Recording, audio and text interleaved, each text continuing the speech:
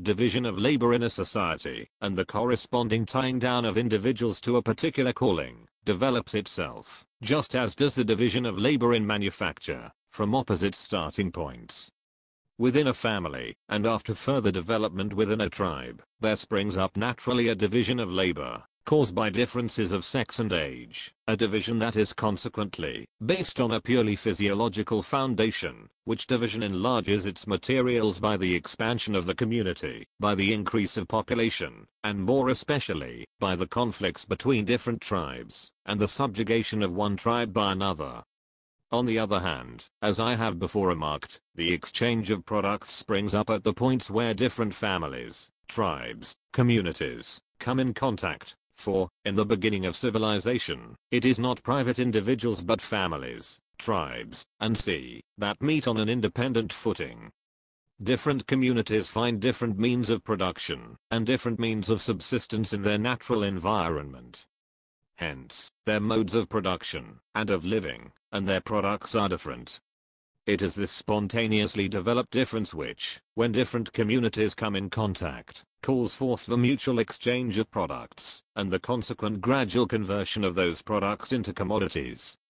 Exchange does not create the differences between the spheres of production, but brings what are already different into relation, and thus converts them into more or less interdependent branches of the collective production of an enlarged society. In the latter case, the social division of labor arises from the exchange between spheres of production that are originally distinct and independent of one another. In the former, where the physiological division of labor is the starting point, the particular organs of a compact whole grow loose and break off, principally owing to the exchange of commodities with foreign communities, and then isolate themselves so far that the sole bond, still connecting the various kinds of work, is the exchange of the products as commodities. In the one case, it is the making dependent what was before independent. In the other case, the making independent what was before dependent. Wait.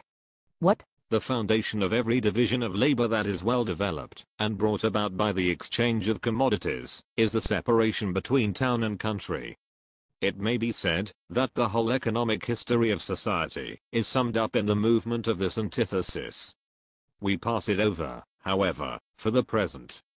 Just as a certain number of simultaneously employed laborers are the material prerequisites for division of labor in manufacture, so are the number and density of the population, which here correspond to the agglomeration in one workshop, a necessary condition for the division of labor in society.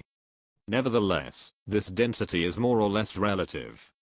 A relatively thinly populated country, with well-developed means of communication, has a denser population than a more numerously populated country, with badly developed means of communication, and in this sense the northern states of the American Union, for instance, are more thickly populated than India.